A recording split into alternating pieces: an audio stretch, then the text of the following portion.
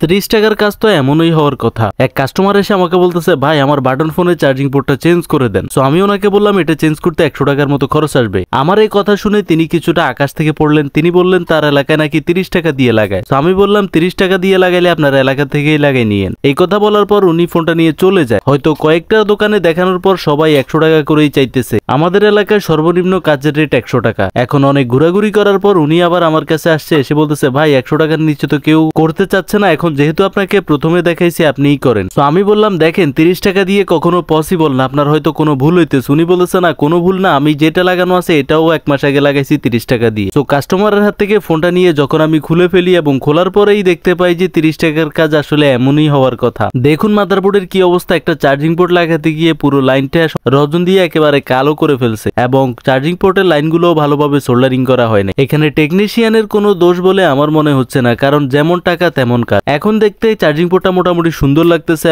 এবং চারপাশটাও আমি খুব ভালোভাবে ক্লিন করে দিয়েছি।